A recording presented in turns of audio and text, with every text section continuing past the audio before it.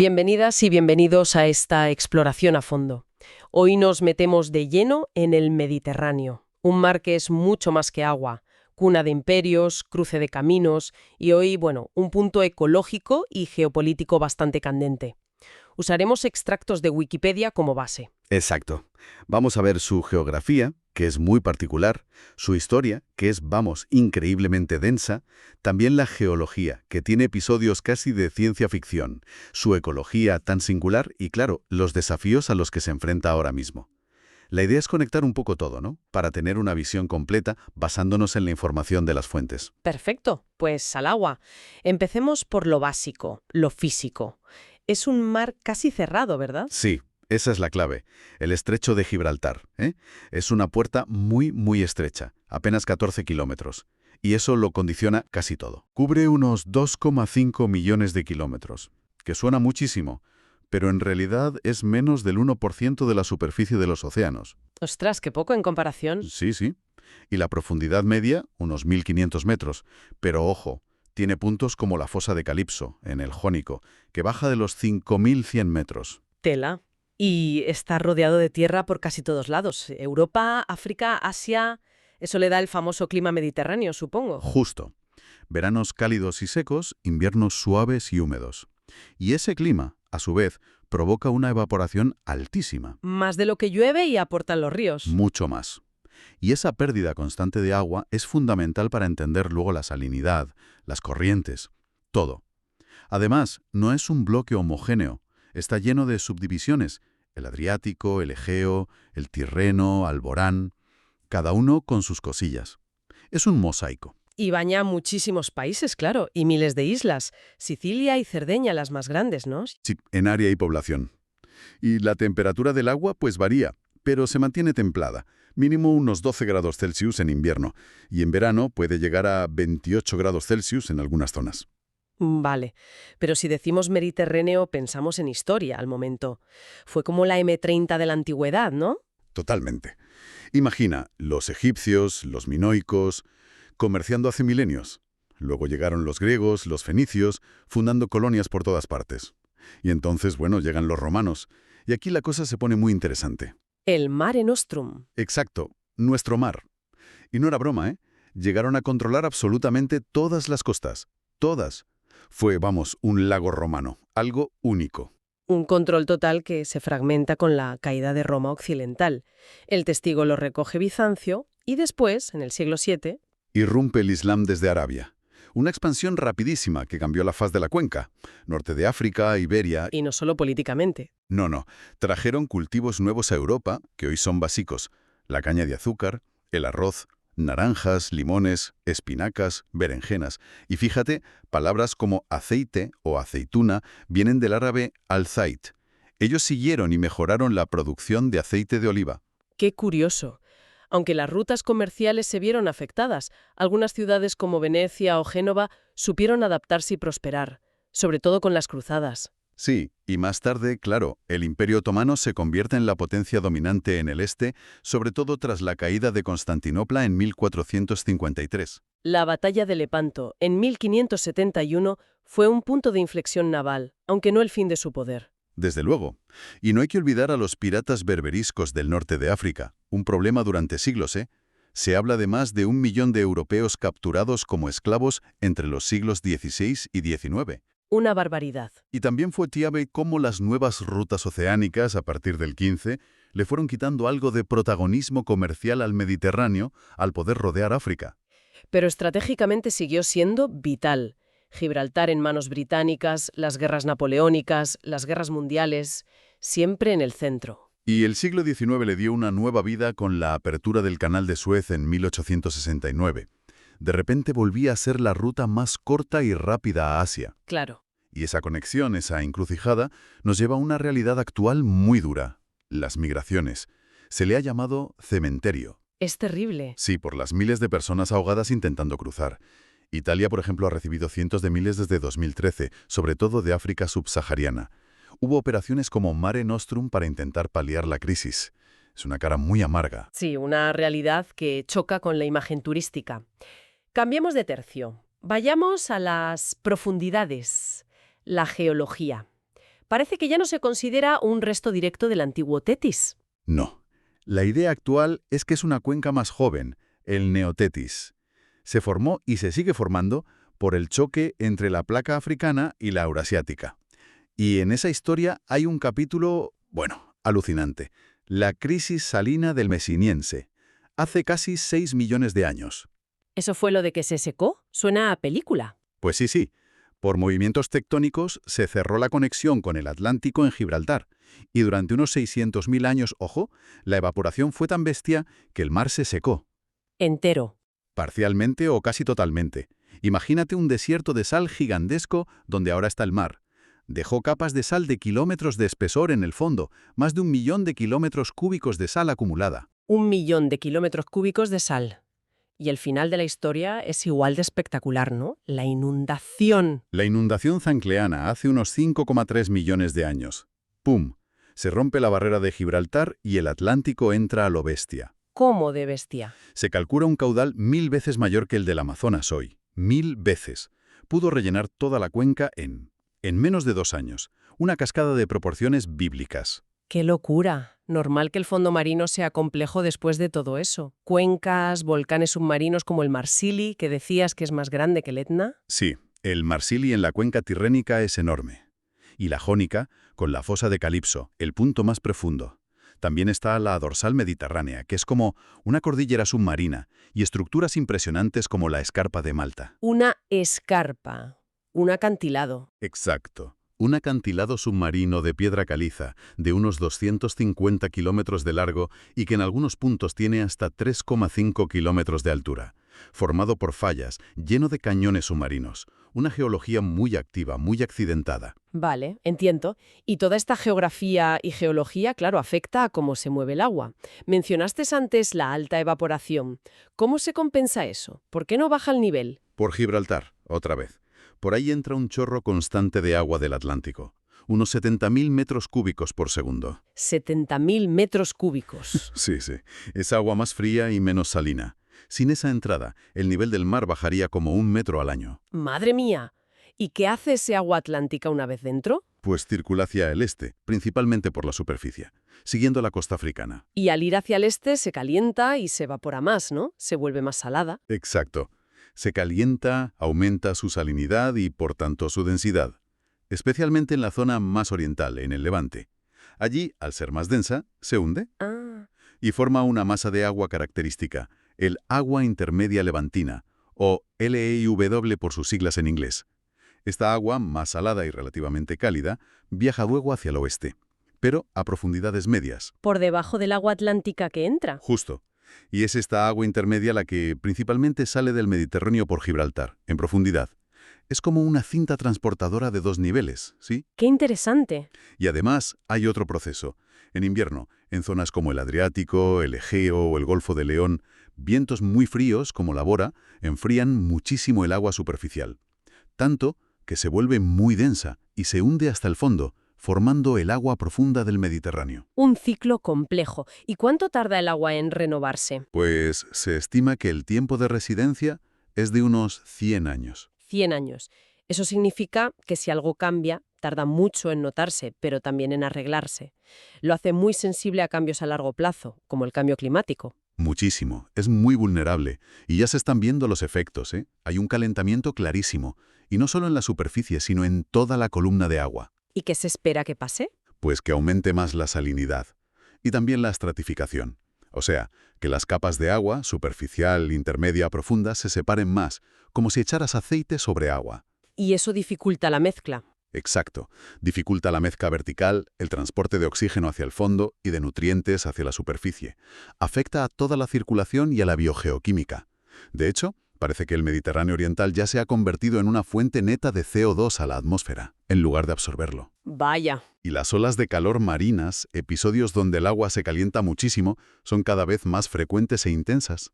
Hablando de vida, siempre oímos que el Mediterráneo tiene una biodiversidad enorme, unas 17.000 especies. Sí, se estima eso, es un punto caliente de biodiversidad marina. Muchísimas especies en un área relativamente pequeña. Pero, a la vez, he oído que es pobre en nutrientes, casi un desierto. ¿Cómo se come eso? Es la gran paradoja del Mediterráneo. Es muy rico en especies pero muy pobre en nutrientes. Es lo que llamamos oligotrófico. ¿Óligo qué? Oligotrófico significa poco alimento. Tiene bajos niveles de nutrientes esenciales como el nitrógeno y sobre todo el fósforo. Comparado con zonas ricas del Atlántico, la producción de plancton, la base de la cadena trófica, es baja. ¿Y por qué es tan pobre en nutrientes? Pues por varias razones. La circulación que hemos descrito limita que afloren nutrientes del fondo. Los ríos, aunque algunos son grandes, no traen tantos nutrientes como en otras cuencas oceánicas. Y tiene una peculiaridad química, una proporción muy alta de nitrógeno respecto al fósforo. El ratio NP es mayor de 24, cuando lo normal en los océanos es 16. ¿Y eso qué implica? Que el fósforo es el nutriente superlimitante. Es como tener mucha harina, nitrógeno, pero muy poca levadura, fósforo.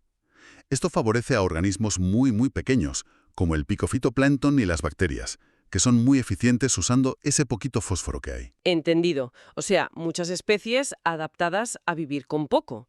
Y la mayoría de ellas vinieron del Atlántico después de la crisis salina, ¿no? Porque aquello debió arrasar con todo. Sí, la crisis salina fue un evento de extinción masiva en el Mediterráneo.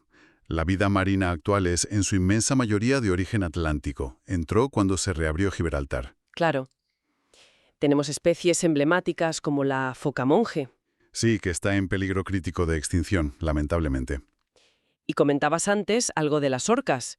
Hubo orcas residentes. Sí, hasta los años 80 había una pequeña población residente en el estrecho y aguas cercanas, pero se extinguieron. ¿Por qué? La causa más probable es la contaminación por PCBs. PCBs. Bifenilos policlorados. Son unos compuestos químicos industriales muy tóxicos y que no se degradan fácilmente.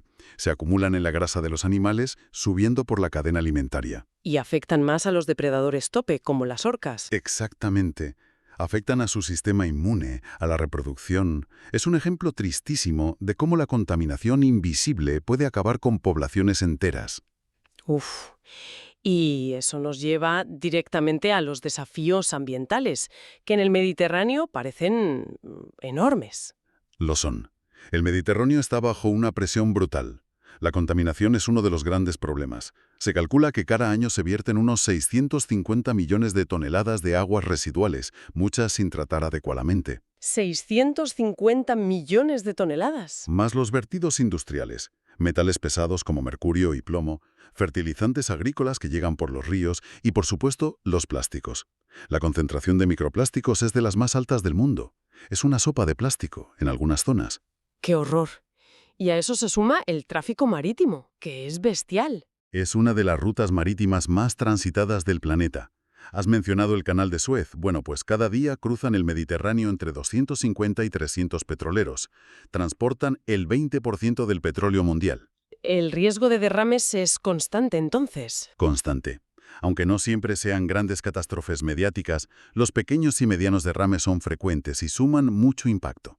Y luego está el turismo, que da mucho dinero, pero Pero tiene un coste ambiental altísimo. La urbanización masiva de la costa destruye hábitats clave, provoca erosión, genera más residuos, más contaminación. Piensa en las playas donde anidan las tortugas marinas o los últimos rincones donde sobrevive la foca monje. Están muy amenazados. ¿y la pesca? ¿La situación es tan mala como se pinta a veces? Pues sí, las cifras son muy preocupantes. La Agencia Europea de Medio Ambiente dice que más del 65% de las poblaciones de peces evaluadas están sobreexplotadas, pescadas por encima de los límites biológicos seguros. ¿Más del 65%? Sí, eso significa que se pesca más de lo que las poblaciones pueden regenerar. Las capturas son cada vez de peces más pequeños, las especies de mayor valor y más longevas escasean. Es un problema gravísimo para la salud del ecosistema y para el futuro de la propia pesca. Otro tema recurrente. Las especies invasoras. Sí, ese es otro problemón, sobre todo las que vienen del Mar Rojo a través del Canal de Suez. Es la llamada migración lesepsiana, por Lesseps, el constructor del canal. Y son muchas. Cientos. Más del 70% de los crustáceos decápodos exóticos y 2/3 de los peces exóticos que han entrado en el Mediterráneo vienen por ahí. ¿Compiten con las especies nativas? A veces las desplazan, sobre todo en el Mediterráneo oriental, que es más cálido y parecido al Mar Rojo. Exacto. Y la reciente ampliación del canal preocupa mucho a los biólogos, porque podría facilitar aún más esta invasión biológica. Además, el propio calentamiento del Mediterráneo está permitiendo que entren especies tropicales desde el Atlántico.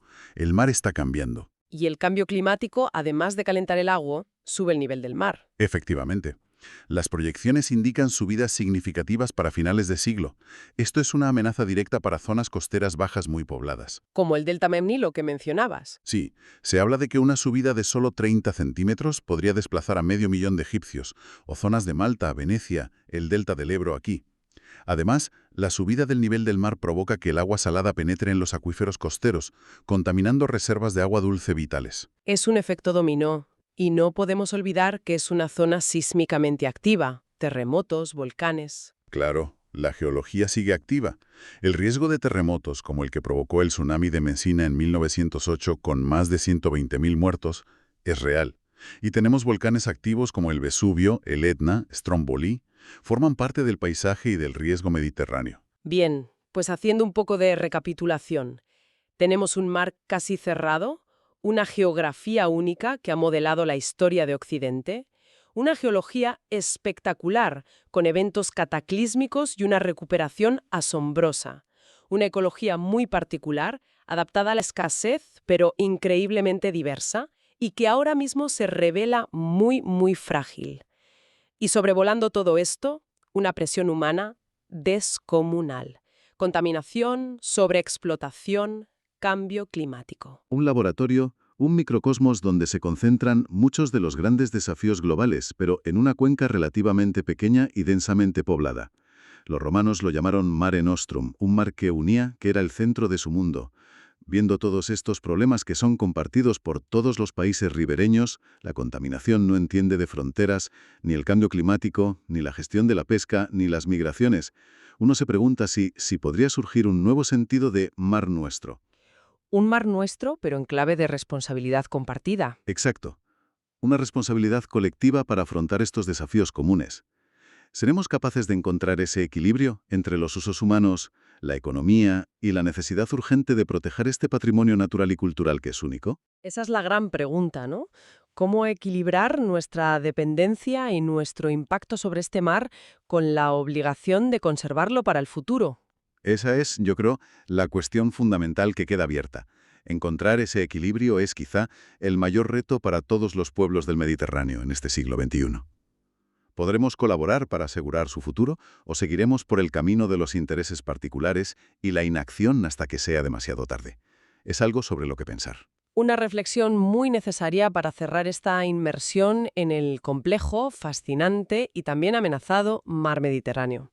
Gracias por acompañarnos.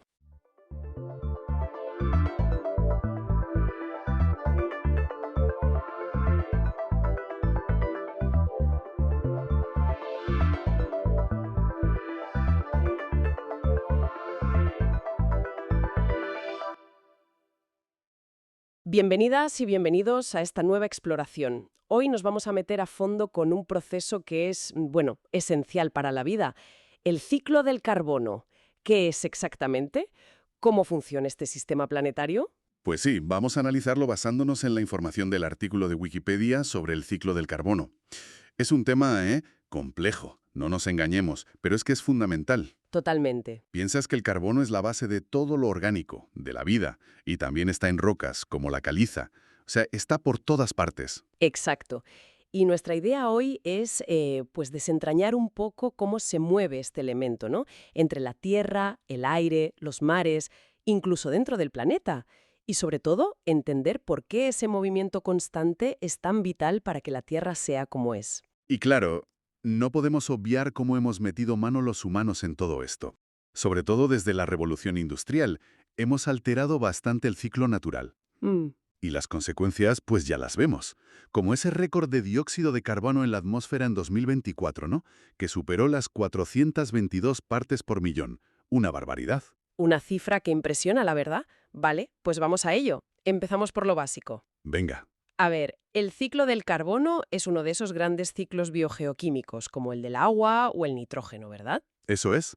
Simplemente describe cómo el carbono va pasando de un sitio a otro, entre los grandes depósitos o reservorios del planeta. ¿Y cuáles serían esos depósitos principales? Pues a ver, tenemos la atmósfera, por supuesto. Luego está la biosfera terrestre. Las plantas, los animales, nosotros y, muy importante, el suelo. El suelo también, claro. Sí, y mucho. Luego los océanos, que tienen carbono disuelto, muchísima vida, materia orgánica. Después los sedimentos, ahí están los combustibles fósiles, por ejemplo. Y ya, en plan profundo, el interior de la Tierra, el manto y la corteza. Vale.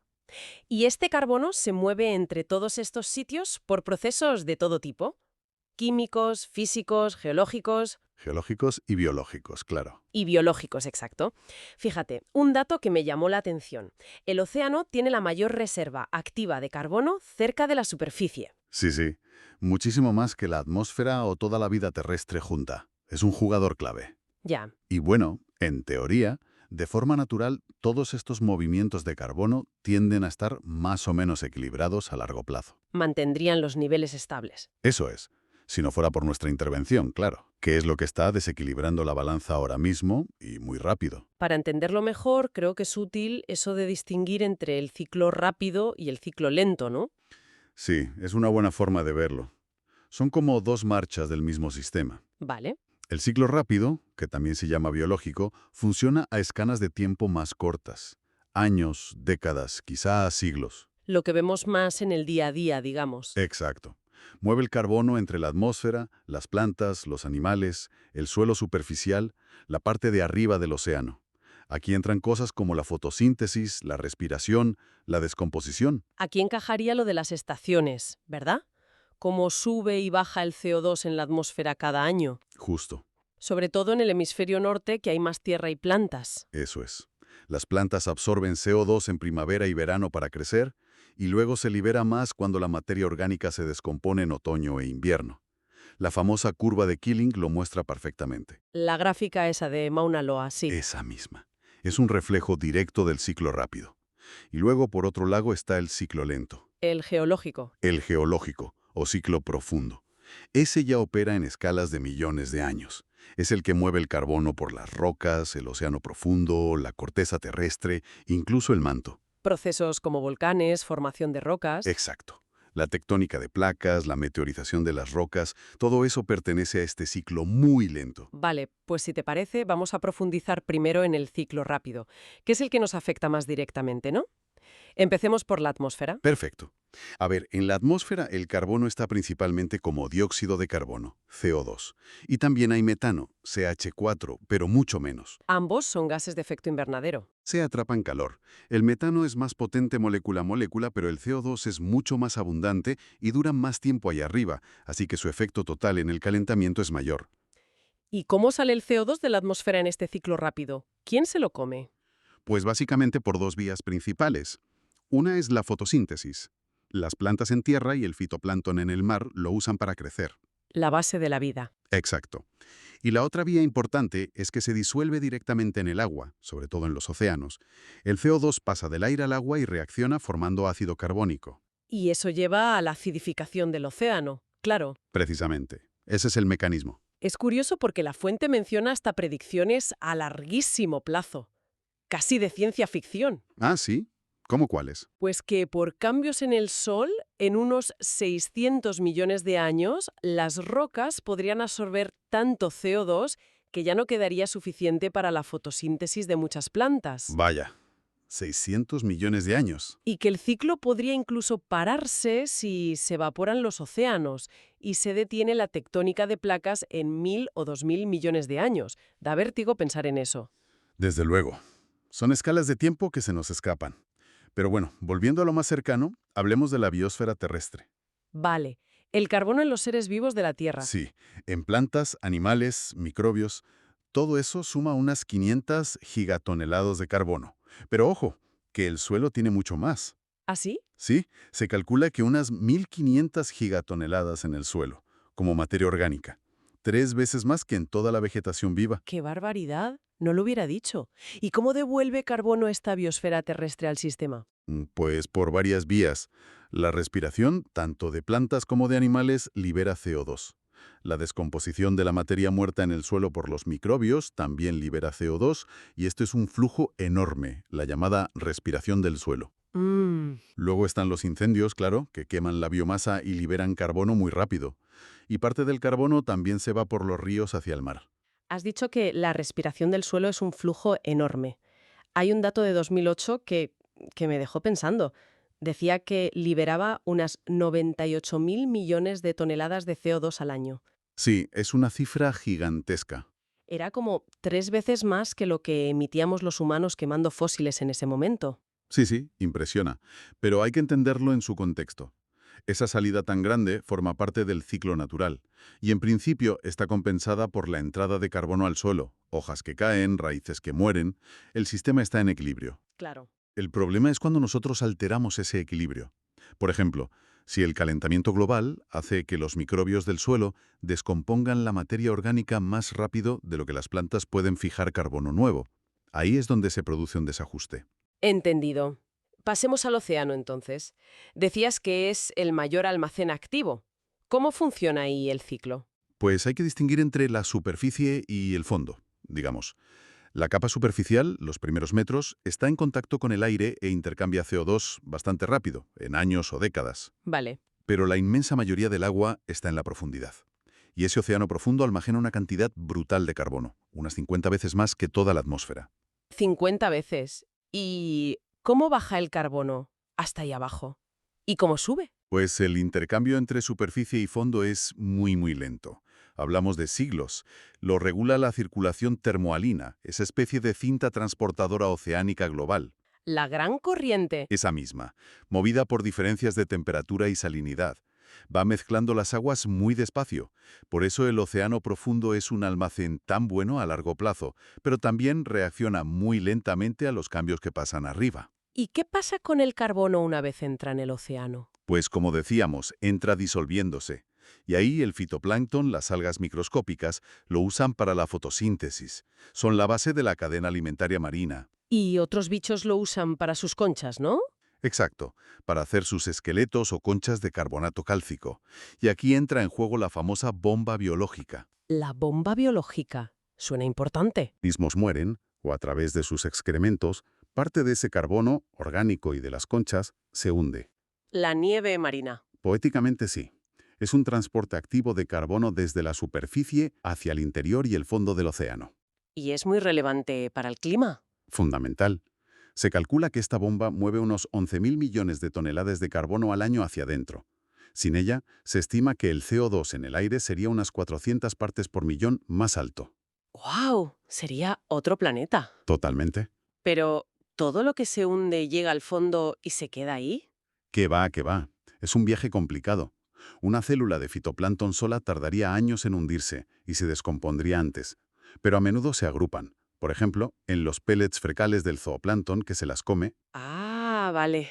Esos paquetes más grandes sí bajan rápido, pueden llegar al fondo en días. Pero aún así, la mayor parte se descompone y se disuelve en el agua mientras cae.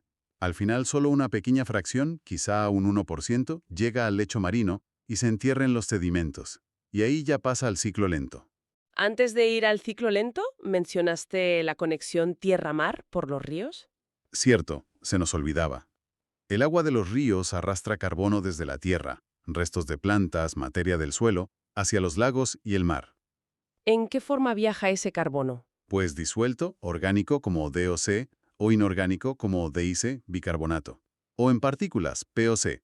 Y ojo, que durante ese viaje por ríos y lagos, ese carbono se transforma y una parte importante se vuelve a liberar a la atmósfera como CO2 desde la superficie del agua.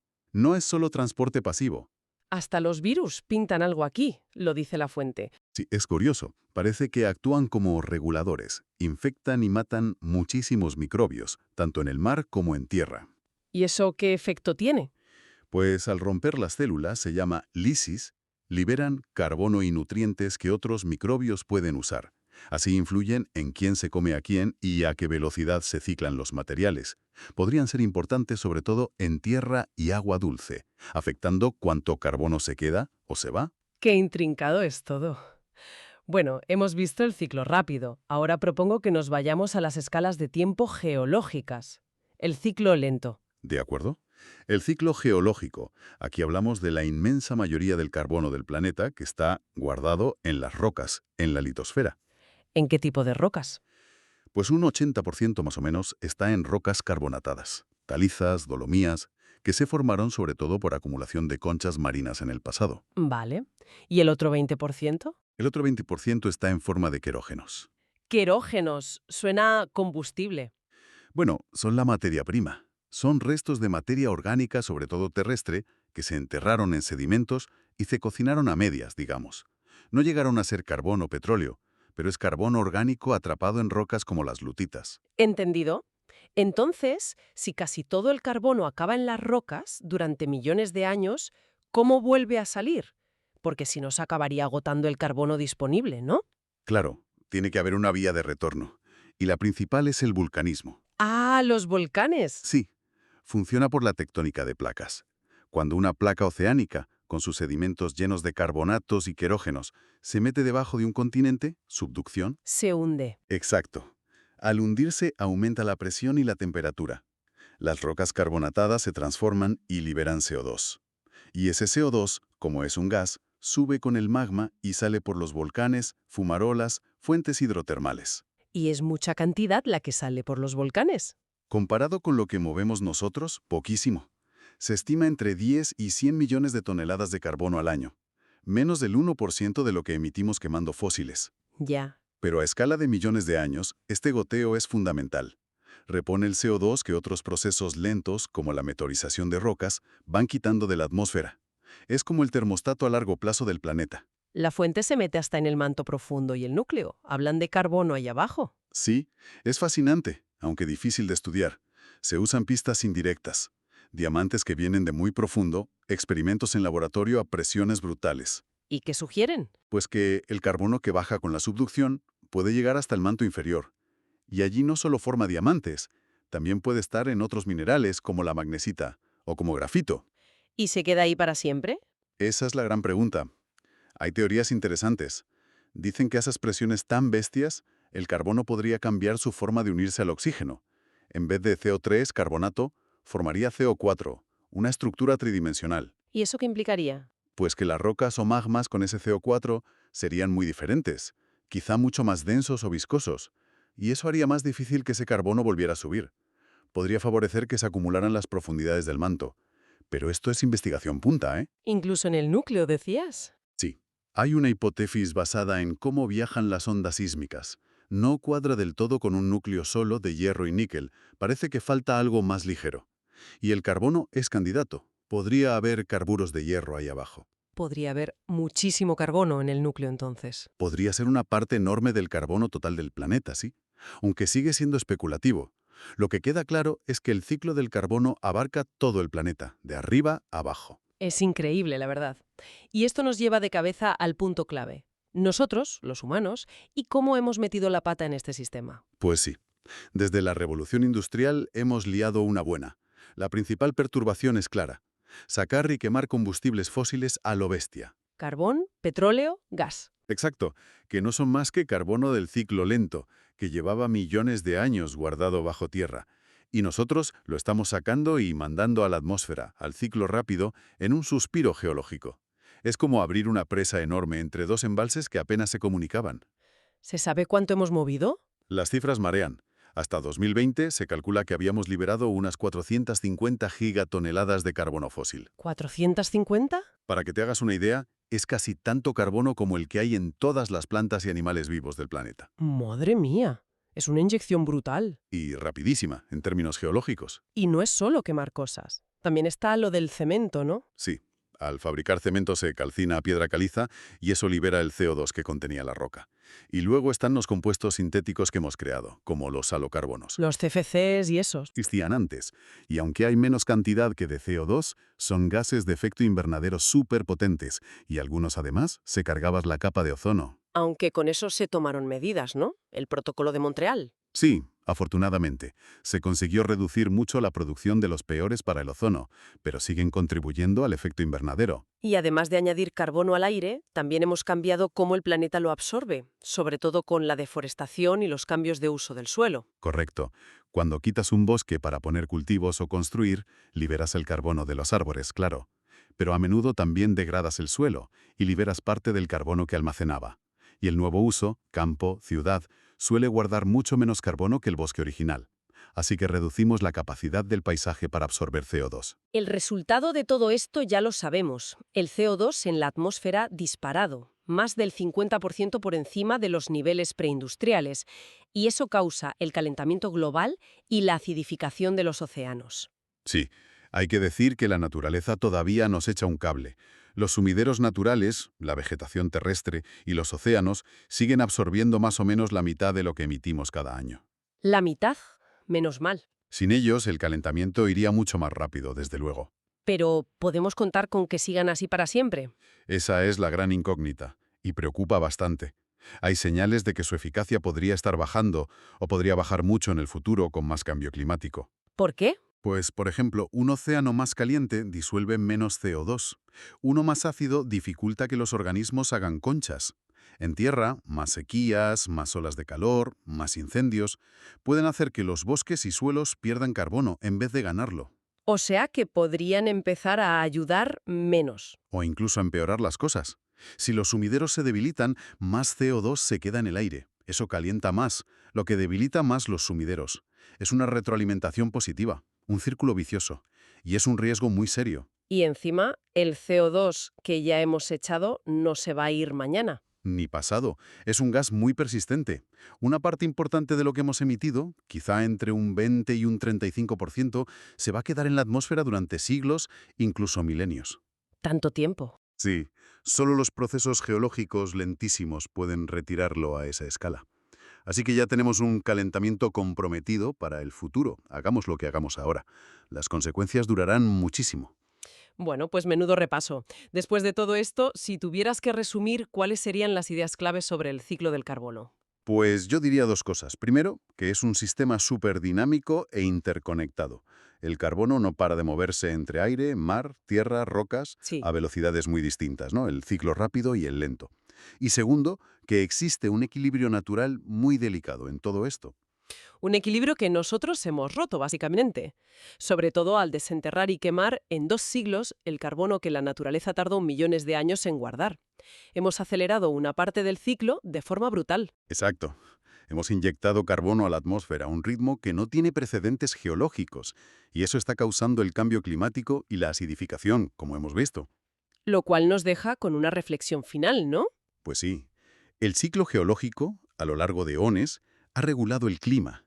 Nosotros, al liberar ese carbono antiguo tan rápido, hemos provocado una perturbación de una velocidad increíble. Y la pregunta es, ¿entendemos de verdad todas las consecuencias a largo plazo de haber metido mano de esta forma en un sistema tan fundamental del planeta? ¿Un sistema que ha tardado miles de millones de años en ajustarse para que la vida sea posible? Da que pensar, desde luego. Mucho.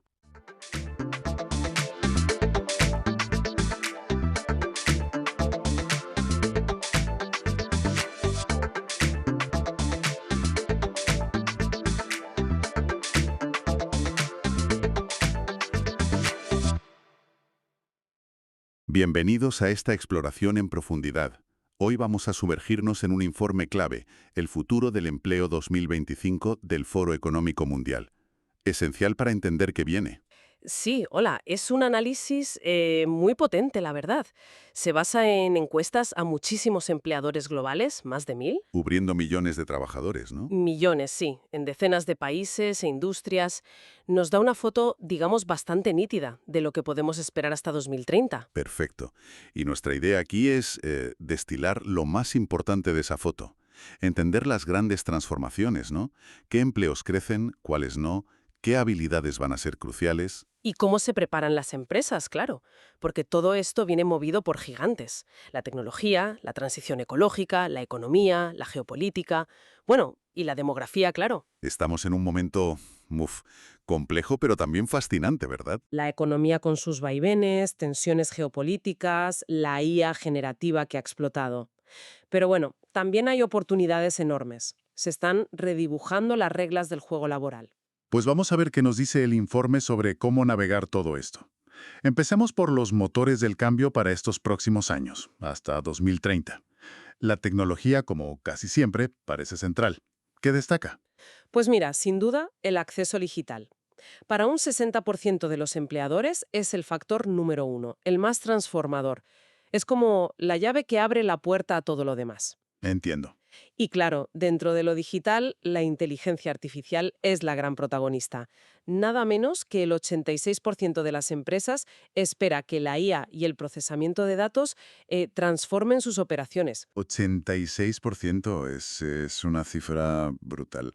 Y la IA generativa, bueno, la que todos conocimos por ChatGPT y demás, habrá influido mucho en esa percepción, ¿no? Muchísimo. Ha bajado las barreras de entrada, digamos. La inversión en IA se ha disparado, casi por 8 desde que salió ChatGPT. Y ojo, datos de plataformas como Coursera. Sí, muestran un boom global en la demanda de formación en IA generativa.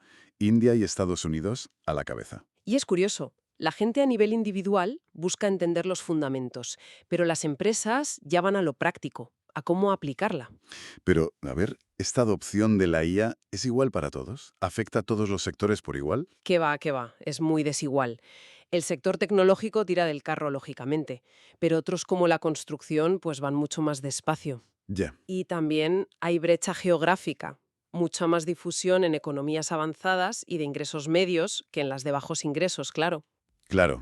Y esto nos lleva a la doble cara de la moneda, ¿no? El potencial enorme para mejorar la productividad, para potenciar habilidades, pero también el miedo a que nos sustituyan. Exacto. El informe lo advierte claramente. Si esto no se gestiona bien, con regulación, con incentivos, con un marco ético, vamos, pues corremos el riesgo de que la IA se use sobre todo para reemplazar tareas humanas. Y eso podría disparar la desigualdad. Exacto. No tiene por qué pasar, pero el riesgo está ahí, y es serio. Y no olvidemos la robótica, la automatización más clásica, digamos, que eso sigue avanzando, ¿verdad? Sigue, y es muy relevante. Casi un 60% de empresas la ven transformadora. La densidad de robots industriales, por ejemplo, se ha duplicado en 7 años. Una barbaridad. ¡Wow! Pero, de nuevo, muy concentrado geográficamente. China, Japón, Estados Unidos, Corea del Sur, Alemania. Ahí está el grueso. En África subsahariana, Asia Central, las expectativas son mucho más bajas. Entendido el frente tecnológico. Mencionabas otros motores. La economía. ¿Cómo juega ahora mismo? Pues es el segundo gran impulsor. Y es curioso porque, aunque se espera que la inflación global baje un poco, el coste de la vida sigue preocupando muchísimo. A la mitad de los empleadores, nada menos. Vaya. Y la posible desaceleración económica preocupa el 42%. Se proyecta que podría eliminar más de 1,5 millones de empleos. O sea que el factor económico pesa, y mucho. ¿Y esta preocupación es global o varía por zonas? Varía. En África subsahariana, por ejemplo, preocupa más la inflación. En Asia Oriental temen más una desaceleración del crecimiento. Tiene sentido. Y lo interesante es cómo esta presión económica también influye en las habilidades que se buscan. Impulsa la necesidad de pensamiento creativo, para buscar soluciones y de resiliencia, flexibilidad y agilidad para adaptarse, para aguantar el chaparrón, vamos. Hablemos de la transición ecológica. Se suele ver como un coste, pero el informe la ve también como motor de cambio laboral. Totalmente. Y muy potente, además. La mitigación del cambio climático es el tercer factor más citado, un 47%. Y la adaptación, el sexto, con un 41%. O sea que no es solo un discurso. No. Se traduce directamente en demanda de empleo. Ingenieros de renovables, especialistas ambientales, expertos en vehículos eléctricos, todos estos roles están entre los que más rápido crecen. Y eso pedirá nuevas habilidades, lógicamente. Correcto. La gestión ambiental entra por primera vez en el top 10 de habilidades que más crecen en importancia. Y datos de LinkedIn, por ejemplo, confirman que se contrata más para puestos verdes que en general. Pero imagino que no será fácil encontrar a toda esa gente. Ahí está la clave. Se detectan brechas importantes. Hay demanda, sí, pero faltan perfiles con esas habilidades específicas. Y el impacto es más fuerte, lógicamente, en sectores como automoción o minería. Vale. Otro gran tema estructural. La demografía. ¿Qué destaca ahí el informe? Pues mira, aquí hay dos movimientos muy fuertes y casi opuestos. Por un lado, en muchos países ricos, la población envejece y la gente en edad de trabajar disminuye. Sí, Pero por otro, en países de ingresos bajos, la población activa está creciendo muchísimo. El cambio es tan bestia que para 2050 casi el 60% de la fuerza laboral mundial estará en lo que hoy son países de ingresos bajos. impresionante. ¿Y cómo afecta eso al trabajo? Pues el envejecimiento impulsa la demanda en sanidad. Enfermería es un ejemplo clarísimo.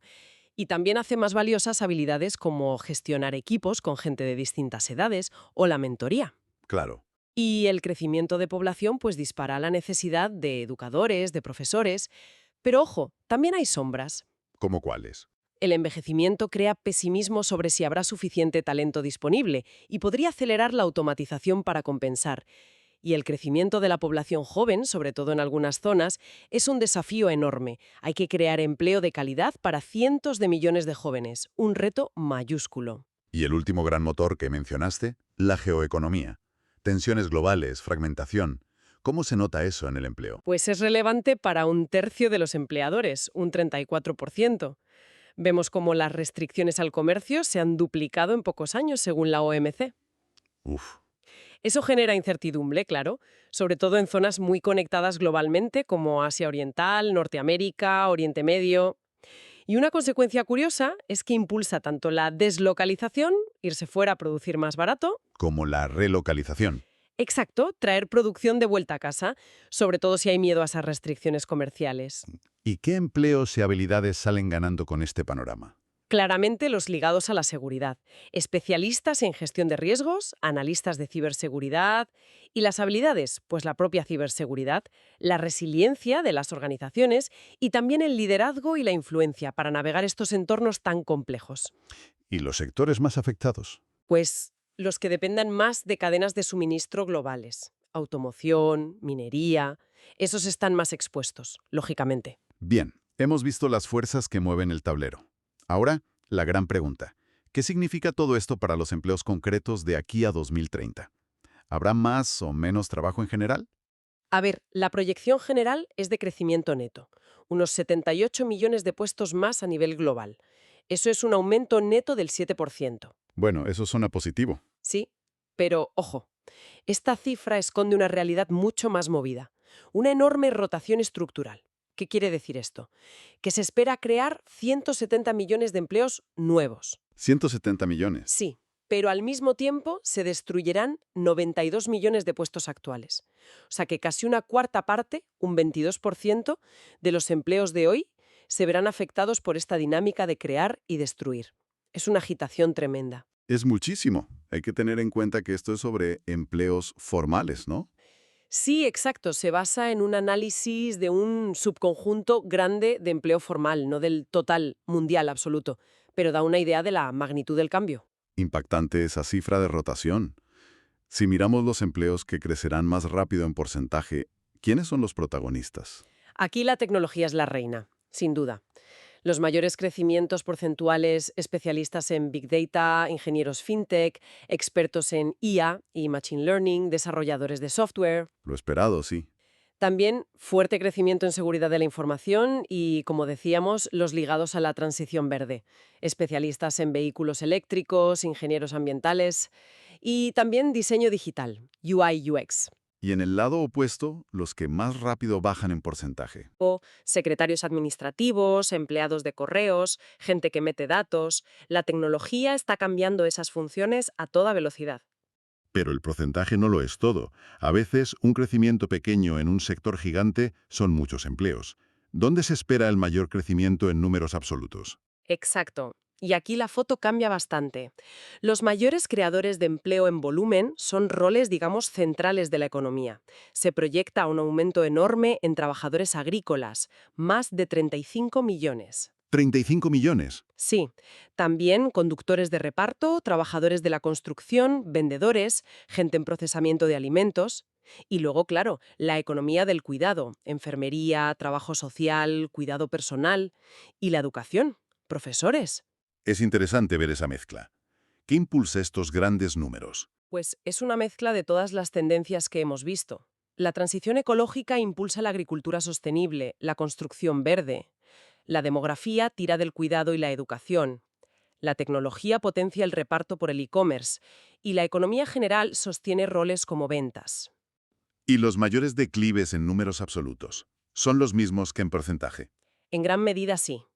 Los roles administrativos y de secretariado, cajeros, secretarios, entrada de datos, lideran también la bajada en cifras absolutas, junto con algunos puestos de atención al cliente y también contables y auditores.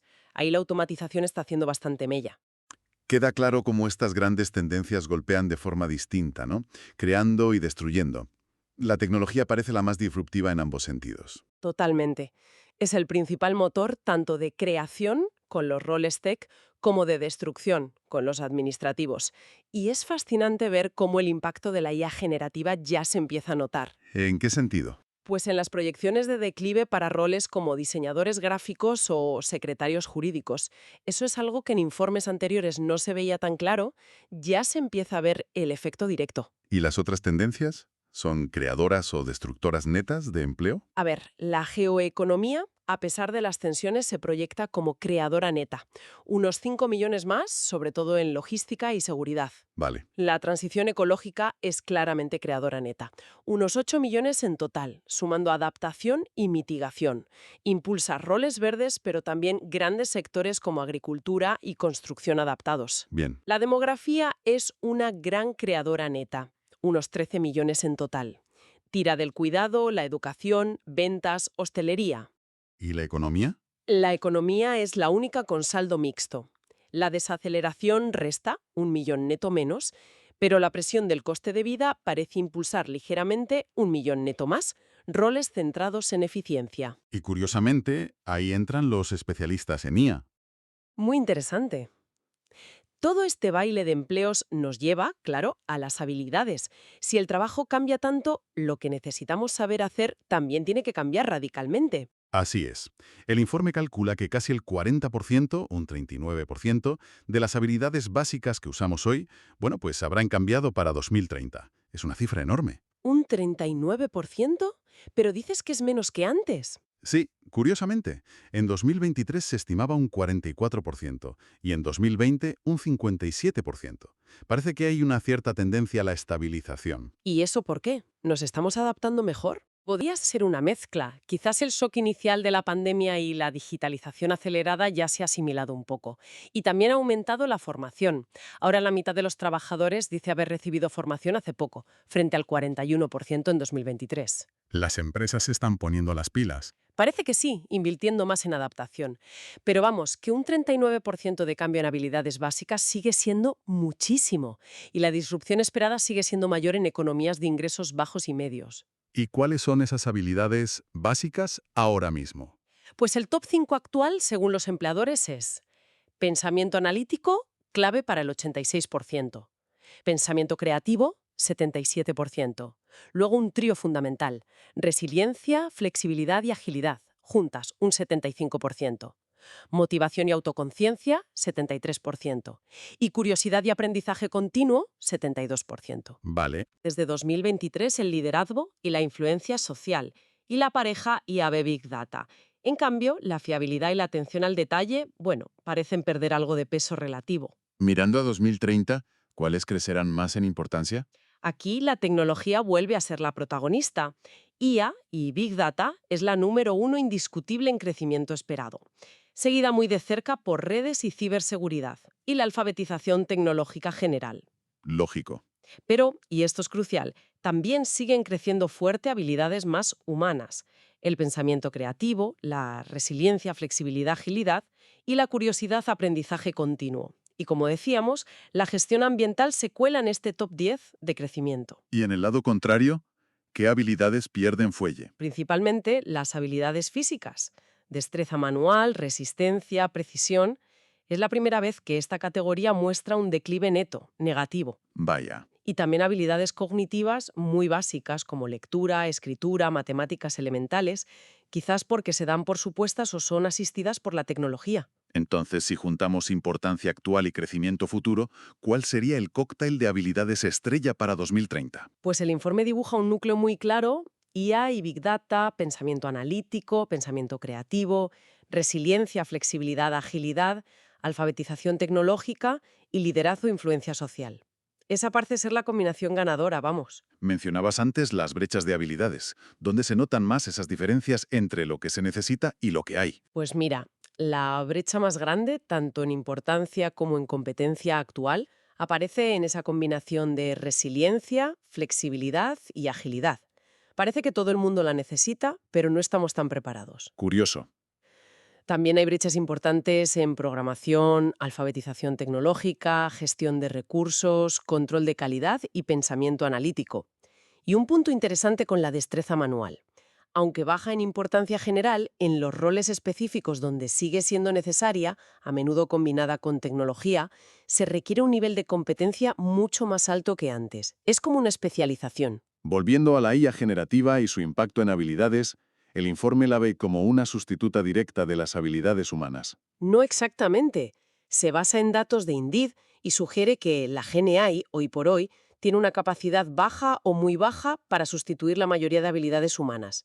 Casi el 70%. ¿Ah, sí? Sí, de hecho, ninguna habilidad se considera con potencial de sustitución muy alto. Las habilidades físicas o las de interacción social compleja, como la empatía o la colaboración, parecen de momento fuera de su alcance. ¿Y dónde sí hay más potencial? Pues en tareas más ligadas al conocimiento teórico o a la manipulación digital de información. Pero la conclusión clave es que el mayor potencial de la GenAI parece estar en aumentar nuestras capacidades, no en reemplazarlas. Aumentar, no reemplazar. Exacto. Eso sí, hará falta desarrollar nuevas habilidades como el prompting, saber pedirle cosas a la IA, y una alfabetización general sobre cómo funciona esto. ¿Y las otras grandes tendencias, cómo influyen en las habilidades? Rápidamente.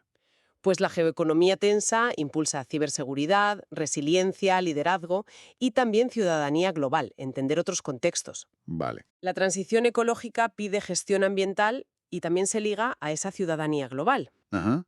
Y la demografía, con el envejecimiento y el crecimiento, potencia habilidades de gestión del talento, enseñanza-mentoría, motivación, empatía y atención al cliente.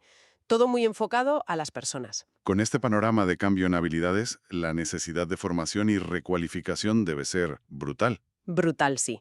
El cálculo del informe es que 6 de cada 10 trabajadores, un 59%, necesitarán algún tipo de formación de aquí a 2030. 6 de cada 10. Sí.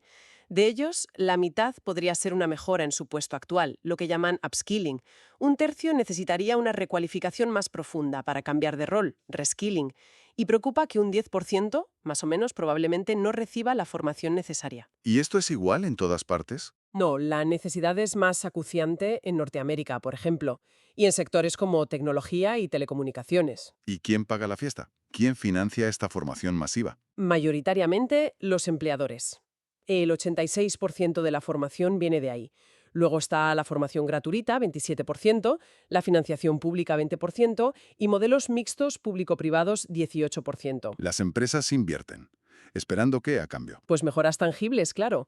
Aumento de la productividad, 77%, de la competitividad, 70%, pero también un factor clave de talento. Mejorar la retención de los empleados, 65%. Que no se les vaya la gente buena, vamos. Suena lógico. Pero seguro que encuentran obstáculos para hacer esta transformación de habilidades. ¿Cuáles son los principales? El principal quebradero de cabeza, lo dice casi 2/3, 63% de los empleadores, son precisamente las brechas de habilidades. No encontrar el talento o no poder desarrollarlo internamente a la velocidad necesaria. El pez que se muerde la cola. Exacto. Le siguen barreras más culturales, como la resistencia al cambio dentro de la organización, 46%, y las preocupaciones por la regulación, 39%. ¿Con estas barreras, son optimistas sobre si encontrarán el talento que necesitan? Pues las perspectivas son bastante mixtas, tirando ligeramente a negativas. Un menos 13% de efecto neto global. Hay cierto pesimismo, sobre todo en Europa. Entonces, ante este escenario de cambio, brechas, cierto pesimismo, ¿qué estrategias están priorizando las empresas para sus plantillas? ¿Qué van a hacer? La prioridad número 1, casi unánime, 85%, es invertir en formar a la gente que ya tiene. upskilling y reskilling. Lógico. Le sigue la automatización de procesos, 73%, aunque baja un poco respecto a 2023. Después, contratar nuevo personal con las habilidades que faltan, 70%. Y una estrategia interesante que gana peso es la de aumentar la plantilla con tecnología, usarla para potenciar a los empleados, 63%. Y reducir plantilla. Queda más abajo. Facilitar la transición interna de roles, 51%, y como última opción, la reducción de personal, 41%. Y un dato curioso, la relocalización, traer producción de vuelta, 10%, supera ligeramente la deslocalización, llevarla fuera, 8%. Y para atraer y retener talento, ¿qué funciona según las empresas? Lo más mencionado, apoyar la salud y el bienestar del empleado, 64%, ofrecer buena formación y desarrollo, 63%, y mejorar las oportunidades de promoción interna. Vale. Aunque aquí, el informe, citando datos de ADP, señala un posible desajuste. Las pensiones son muy importantes para los empleados, pero parece que los empleadores no le dan tanta prioridad en sus estrategias. Interesante. ¿Y qué le piden las empresas a los gobiernos? ¿Qué políticas públicas ven útiles? Pues sobre todo, apoyo financiero público para la formación, 55%, y que el propio sector público ofrezca programas de recualificación, 52%. También ven clave mejorar la educación pública general, 47%. ¿Y los subsidios o la flexibilidad laboral? Los subsidios salariales directos parecen perder prioridad. La flexibilidad en contratación y despido sigue siendo importante, pero algo menos que antes, parece. Hablemos un momento de diversidad, equidad e inclusión, DEI. ¿Sigue siendo prioritario? Sí, el enfoque general sigue alto, aunque baja un poquito globalmente. Los grupos en los que más se centran siguen siendo las mujeres, 76%, personas con discapacidad, 56%, y la generación Z, 52%. ¿Y los trabajadores mayores? Bajan un poco en el foco, 42%, y grupos como personas de bajos ingresos o migrantes y refugiados reciben menos atención específica en las estrategias DEI que reportan las empresas. ¿Y los salarios? ¿Esperan dedicar más parte de sus ingresos a pagar a la gente? Algo más de la mitad, 52%, sí espera que aumente esa proporción.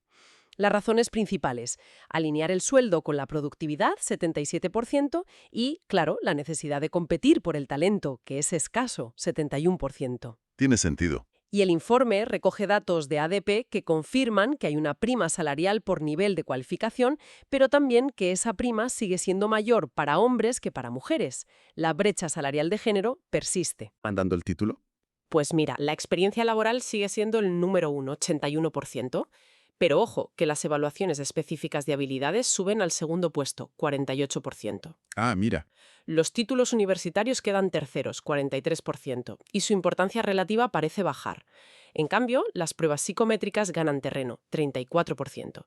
Y sorprende un poco que los certificados online o los aprendizajes parecen haber perdido algo del tirón que tuvieron. Aquí se ve una tensión, ¿no? Los empleos que más crecen a menudo piden títulos, pero un enfoque en habilidades podría abrir la puerta a más gente. Exactamente. Es un dilema clave que plantea el informe: cómo equilibrar las credenciales de siempre con demostrar lo que sabes hacer de verdad. Para ir cerrando, volvamos a la IA, que lo impregna todo. ¿Cómo planean las empresas integrarla estratégicamente? Bueno, dado que el 86% espera que transforme su negocio, es una prioridad total. Las barreras principales que ven los ejecutivos son, otra vez, la falta de habilidades, 50%, y curiosamente, la falta de una visión estratégica clara sobre cómo usarla, 43%.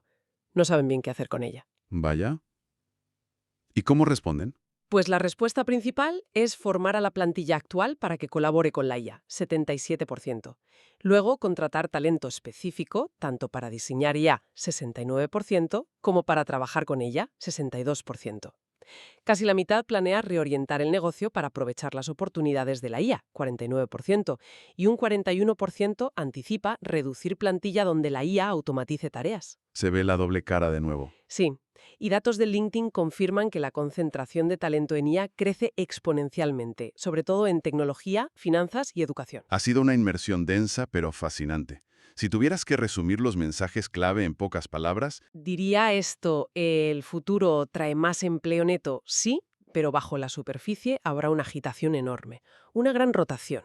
Casi el 40% de las habilidades que usamos hoy serán distintas en 2030. ¿Y los motores? Los grandes motores, tecnología y a la cabeza, transición ecológica y demografía. El mayor cuello de botella, las brechas de habilidades. Y la respuesta prioritaria de las empresas es clara: invertir en formar y recualificar a su gente. Upskilling y reskilling. Y para quien nos escucha, gente seguramente curiosa y con ganas de estar al día, ¿qué lecciones prácticas podemos sacar? Pues creo que subraya muy fuerte la necesidad vital del aprendizaje continuo. No es casualidad que curiosidad y aprendizaje continuo esté en el top 5 de habilidades. Hay que ser curioso. Y adaptable.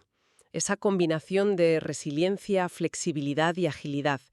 Y desarrollar una doble alfabetización. Entender la tecnología, IA, datos, ciberseguridad, pero sin olvidar cultivar esas habilidades profundamente humanas. Pensamiento crítico, creatividad, colaboración, empatía, que por ahora, al menos, las máquinas no replican. Para terminar, una reflexión que me deja el informe. Se insiste mucho en el potencial de la IA para aumentar las capacidades humanas, no solo para sustituir. Exacto. Y esa es quizá la pregunta más importante. ¿Cómo podemos diseñar activamente esa colaboración humano-máquina para que sea de verdad efectiva y nos potencie? Claro. ¿Cómo nos aseguramos, como personas, empresas y sociedad, de que la tecnología sirva para expandir nuestro potencial y crear oportunidades en lugar de solo automatizar y quizá cerrar puertas? Ese es el gran reto y la gran oportunidad para los próximos años. Hay que darle una vuelta.